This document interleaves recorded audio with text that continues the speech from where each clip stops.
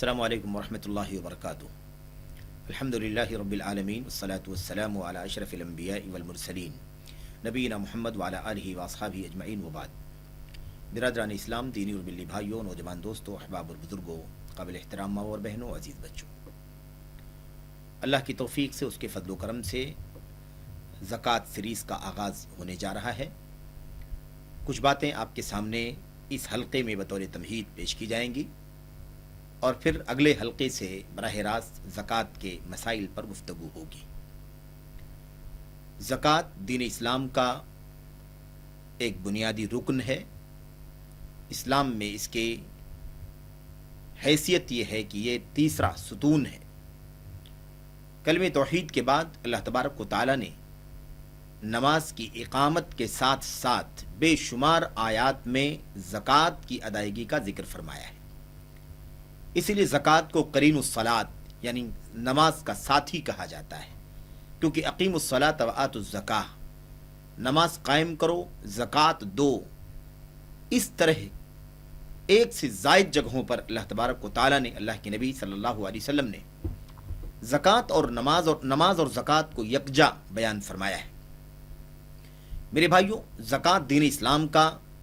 बुनियादी सुतून है, उसका पिल्लर है जिस पर इस्लाम की इमारत कायम है। अल्लाह के नबी सल्लल्लाहु अलैहि वसल्लम की हदीस में सराहत के साथ ये बात बयान की गई है, जैसा कि हम और आप जानते हैं। अल्लाह के नबी ने फरमाया सल्लल्लाहु अलैहि वसल्लम ने, बुनियल इस्लामु अला खम्स शहादती अल्ला इलाहा इल्लल्लाह व अन्नी रसूलुल्लाह व इकामिस सलाह व इताइज़ ज़काह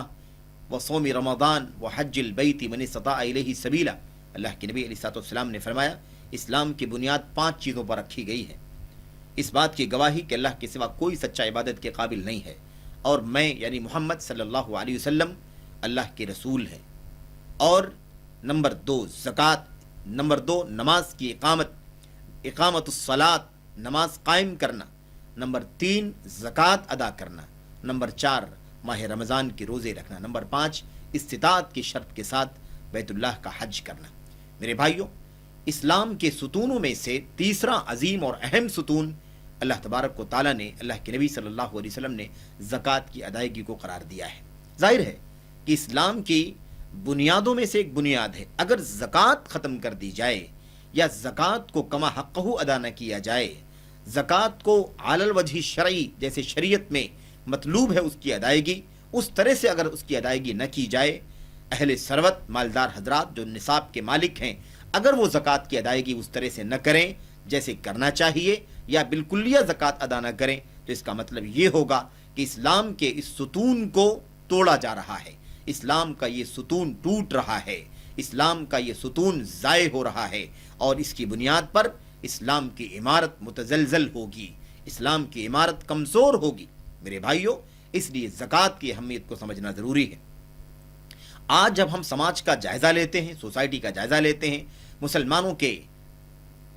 सरवतमंदों मालदारों का, मेरे भाइयों, हाल जब हम देखते हैं तो हमें 2-3 किस्में, 2-3 शक्लें नज़र आती हैं।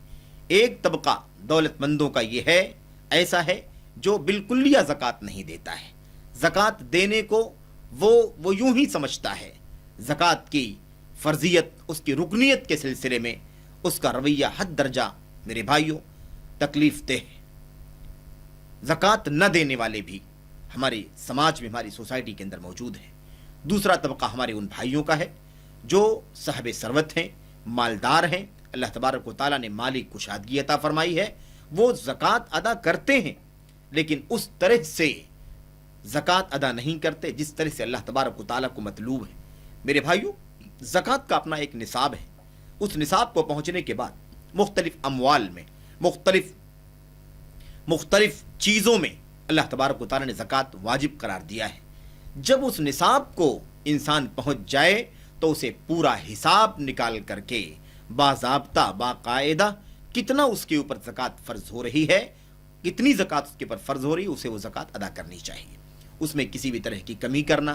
कोताही करना, ना देना, या मिसाल के तौर पर निस्फ़ दे देना, कुछ दे देना, कुछ ना देना और उस पर मुतमईन हो जाना, ये मेरे भाइयों, ये इस्लामी शिआर नहीं है, ये इस्लामी शेवा नहीं है, ये गैर मुनासिब बात है, अफसोसनाक बात है। اور ایک طبقہ ہمارے ان بھائیوں کا بھی ہے جو الحمدللہ زکوٰۃ ادا کرتا ہے، زکوٰۃ ادا کرتا ہے، زکوٰۃ کے بارے میں فکر مند ہوتا ہے، کیونکہ زکوٰۃ پر اسلامی معیشت کا نظام ہے، یہ زکوٰۃ اسلام کا اقتصادی سسٹم ہے، اللہ تبارک و تعالیٰ نے اسے زکوٰۃ کے ذریعے سے قائم کر رکھا ہے۔ میرے بھائیوں، اللہ تبارک و تعالیٰ کی بندگان میں ظاہر ہے کہ ایک حیثیت کے لوگ سبھی نہیں ہیں، اس میں فقراء بھی ہیں، اس کے اندر مساکین بھی ہیں، اس کے اندر متوسط الحال بھی ہیں، اس کے اندر کشادہ حال والے لوگ بھی موجود ہیں، خوشحال جن کو ہم کہتے ہیں، ہر طرح کے لوگ موجود ہیں۔ یہ اللہ تعالیٰ کا نظام ہے کہ اللہ تبارک و تعالیٰ نے مالداروں کی زکوٰۃ غریبوں میں تقسیم کرنے کا، فقراء میں، محتاجوں میں 8 فنڈوں میں اسے تقسیم کرنے کا، اسے دینے کا حکم دیا ہے۔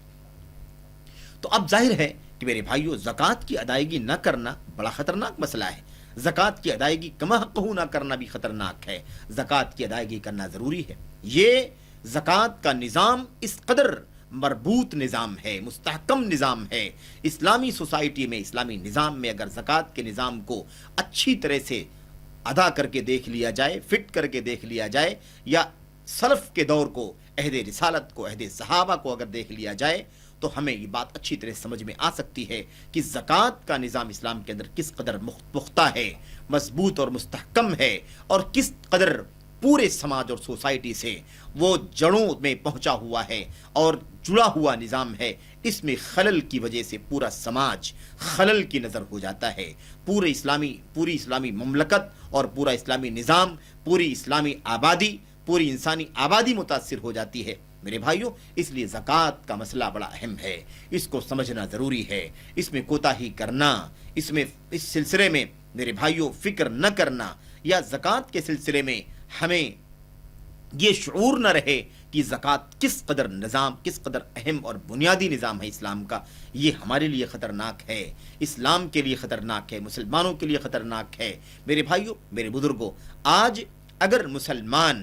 جو دولت مند ہیں، صاحب ثروت ہیں، صاحب غنا، خوشحال لوگ ہیں، جن کو اللہ تبارک و تعالیٰ نے مالی کشادگی عطا فرمائی ہے، مختلف اموال میں، مختلف میرے بھائیوں نقدوں میں، یعنی روپے پیسوں میں جن کو کشادگی اللہ تبارک و تعالیٰ نے عطا فرمائی ہے، اگر وہ اپنے مالوں کی زکوٰۃ اس طرح سے ادا کر دیں جس طرح سے ادا کرنا چاہیے، تو مسلم سماج کے اندر، اسلامی سوسائٹی کے اندر کوئی بھی فقیر،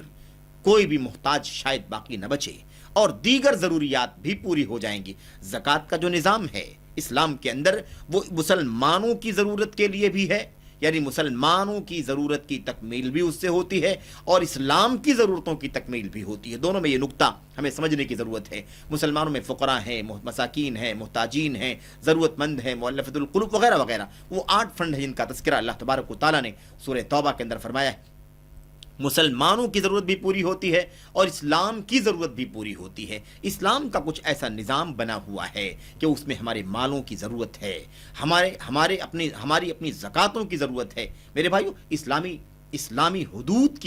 کا تحفظ کرنے کے لیے مال کی ضرورت ہے، سیکورٹی کے لیے میرے بھائیو، میرے بزرگوں، مال کی ضرورت ہے۔ اسلامی نظام میں اس چیز کو سمجھنا آسان ہے میرے بھائیو، میرے بزرگوں۔ اسی طریقے سے آپ سمجھ لیں کہ جہاد و قتال کا ایک نظام ہے۔ ظاہر ہے کہ ان تمام ضروریات کی تکمیل بھی زکوٰۃ کے ذریعے سے ہوتی ہے۔ فی سبیل اللہ کا پورا فنڈ موجود ہے۔ اسی لیے میرے بھائیو، امت کے علماء نے بڑی صراحت کے ساتھ کتاب و سنت کے دلائل کو سامنے رکھ کر کے اس پر تفصیلی گفتگو کی ہے۔ ہمارے سامنے علامہ عبد الرحمن بن ناصر السعدی رحمۃ اللہ علیہ، جو ایک بہت بڑے عالم ہیں، بہت بڑے مفسر ہیں، اور بہت بڑے عقیدے کے اور میرے بھائیوں منہج کے امام اور عالم ہیں، وہ اپنی کتاب تیسیر الکریم الرحمن کے اندر لکھتے ہیں، زکوٰۃ سے متعلق جو 8 فنڈوں والی آیت کریمہ ہے، انما الصدقات للفقراء والمساکین، اس آیت کریمہ کی تفسیر کے بعد لکھتے ہیں، کہتے ہیں یہ جو اللہ تبارک و تعالیٰ نے زکوٰۃ کے اندر یہ حصہ فرض کیا ہے، مثال کے طور پر نقود کے اندر، سونے چاندی روپے پیسے کی کرنسیوں کے اندر 2.5 فرض کیا ہے۔ اسی طریقے سے میرے بھائیوں، میرے بزرگوں، اناج کا نظام ہے، غلے کا نظام ہے، جانوروں کا، مویشیوں کا نظام ہے، ایسے ہی سامان تجارت کا نظام ہے، سونے کا نظام الگ، نصاب الگ ہے، زکوٰۃ کا نصاب الگ ہے۔ یہ ساری چیزیں جو اللہ تبارک و تعالیٰ نے زکوٰۃ کی ایک متعین مقدار فرض کی ہے، اگر مسلمانوں کے مالدار مسلمان اگر اپنے اوپر فرض ہونے والی زکوٰۃ علی الوجہ شرعی، شریعت کے مطابق ادا کر دیں، تو کوئی بھی لم یبقى فقیر من المسلمین، تو مسلمانوں میں کوئی فقیر باقی نہیں بچے گا۔ اللہ تبارک و تعالیٰ کو خوب معلوم ہے، اللہ تبارک و تعالیٰ خوب جانتا ہے کہ اس 2.5 کے ذریعے سے سماج کے سارے فقراء اور مساکین کی ضرورت پوری ہو جائے گی، اسلامی ضرورت بھی ساری کی ساری پوری ہو جائے گی۔ اسی لیے اللہ تبارک و تعالیٰ نے یہ مقدار زکوٰۃ کی فرض کی ہے۔ آپ سوچئے یہ 2.5 ہے، 2.5% جس کو ہم کہتے ہیں 2.5%، اور جس کو ہم 1/40 بھی کہہ سکتے ہیں۔ اس طریقے سے میرے بھائیوں یہ جو مقدار ہے زکوٰۃ کی، یہ اللہ تبارک و تعالیٰ نے فرض کی ہے۔ تو علامہ سعدی رحمۃ اللہ علیہ کہتے ہیں کہ اس مقدار کی ادائیگی سے مسلمانوں کے فقراء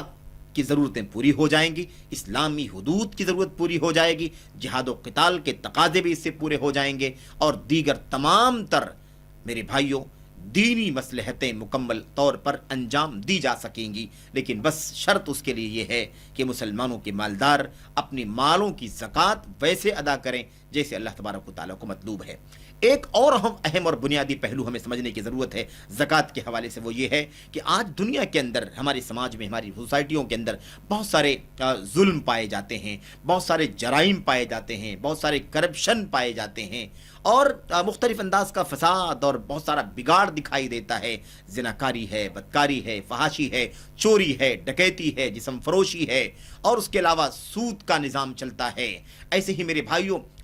جو رشوت ستانی کا مسئلہ ہے، یہ سارا سماج کے اندر، اور ایسے ہی جوئے کا نظام چلتا ہے، اور لوگ مختلف حرام چیزوں پر، حرام راستوں میں جا کر کے مال کمانے کی کوشش کرتے ہیں۔ یہ جو پورا سماج مالی اور اقتصادی فساد میں ڈوبا جا رہا ہے، اس کا بھی سب سے بڑا علاج، مختلف علاجوں کے ضمن میں ایک بہت بڑا علاج یہ ہے کہ مسلمان مالدار اپنے مالوں کی زکوٰۃ علی الوجہ الشرعی، شریعت کی روشنی میں ادا کرنا شروع کر دیں۔ میرے بھائیوں آج ہمارے مالوں کی زکوٰۃ پورے طور پر نہیں نکلتی ہے، سماج کے فقراء اور مساکین کا پیٹ نہیں بھرتا ہے، غریب خاتون بیوہ کا پیٹ نہیں بھرتا، یتیم کا پیٹ نہیں بھرتا، اس کی ضروریات کی تکمیل نہیں ہوتی ہے، ضرورت مندوں کی شادیاں نہیں ہوتی ہیں، بچوں کی شادیاں، بچیوں کی شادیاں نہیں ہوتی ہیں، اور نتیجہ کیا نکلتا ہے کہ اب جب ضروریات ہیں انسانی زندگی کے، پیٹ کے مسئلے ہیں، انسانی فطرت کے تقاضوں کے مسائل ہیں، اس کی تکمیل کے لیے جب حلال راستے نہیں ہیں تو لوگ حرام راستوں کی طرف قدم بڑھاتے ہیں۔ میرے بھائیوں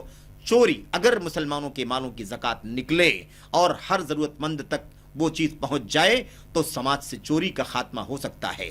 سماج سے ڈکیتی کا خاتمہ ہو سکتا ہے، زناکاری، بدکاری، فحاشی کا خاتمہ ہو سکتا ہے، سود کا نظام، سود کا جو یہودی اور مجرمانہ نظام دنیا کے اندر چل رہا ہے، مسلط ہے، اس کو بھی روکا جا سکتا ہے، اس پر بھی قدغن لگائی جا سکتی ہے۔ ایسے ہی جسم فروشی کا نظام، بدکاری کا نظام جو کچھ ہے، ایسے ہی میرے بھائیوں جو رشوت وغیرہ کا سلسلہ چلتا ہے، یہ ساری چیزیں کہیں نہ کہیں ہمارے مالوں کی زکوٰۃ کی فراہمی نہ ہونے کی وجہ سے ایک طبقہ جو دنیا پرست نہیں ہے، مال کی ہوس رکھنے والا آدمی نہیں ہے، حلال و حرام کی تمیز کرنے والا آدمی ہے، ایسا آدمی میرے بھائیوں ان تمام غلط راستوں پر قدم نہیں ڈالے گا اگر ہمارے مالوں کی زکوٰۃ ان تک پہنچ جائے گی۔ لیکن افسوس ہے کہ ہم زکوٰۃ کے معاملے میں اتنے حساس نہیں ہیں، اتنے فکر مند نہیں ہیں۔ ایک طبقہ ہے زکوٰۃ دیتا ہے، ایک طبقہ تھوڑا بہت دیتا ہے، ایک طبقہ نہیں دیتا ہے۔ آپ بتائیے کہ سماج کے اندر کرپشن میں اس رویے کا رول ہے کہ نہیں ہے؟ ہمارا یہ رویہ کیا سماج کے اندر، سوسائٹی کے اندر جرم اور ظلم اور فساد اور کرپشن کو بڑھاوا دے رہا ہے کہ نہیں دے رہا ہے؟ میرے بھائیوں ہمیں اس پہلو سے بھی غور کرنے کی ضرورت ہے۔ اللہ سے دعا کرتے ہیں کہ اللہ تبارک و تعالیٰ ہمیں اور آپ کو زکوٰۃ کی ادائیگی کی توفیق عطا فرمائے۔ انشاءاللہ تبارک و تعالیٰ اس تمہیدی حلقے کے بعد آپ کے سامنے اگلے حلقوں میں زکوٰۃ کے فضائل، زکوٰۃ کے احکام، اس کے مسائل، اس کی وعیدیں، زکوٰۃ کے معنی وغیرہ پر گفتگو کی جائے گی، اور بستہ بستہ وہ ساری باتیں آپ کے سامنے لائی جائیں گی جس سے زکوٰۃ کا مقام ہمارے سامنے آئے اور اس کے احکام ہمارے سامنے آئے۔ اللہ سے دعا کرتے ہیں کہ اللہ تبارک و تعالیٰ ہم مسلمانوں کو، مالداروں کو، دولت مندوں کو یہ فکر پیدا کرنے کی توفیق عطا فرمائے کہ ان کے مالوں کا تعلق اسلام کے اندر کہاں تک پہنچتا ہے، مالوں کے ذریعے سے کہاں تک لوگوں کی ضرورتیں پوری ہو سکتی ہیں، اور کیسے زکوٰۃ کا نظام اللہ تبارک و تعالیٰ نے دنیا میں قائم کیا ہے۔ اللہ تبارک و تعالیٰ ہمیں ان تمام پہلوؤں کو سمجھنے کی توفیق عطا فرمائے، اور ہمیں اپنے نصاب کے مطابق اپنے مالوں کی زکوٰۃ ادا کرنے کی توفیق بخشے، آمین یا رب العالمین۔ وصلی اللہ وسلم وبارک علی نبینا محمد وعلی آلہ وصحبہ اجمعین۔ السلام علیکم ورحمۃ اللہ وبرکاتہ۔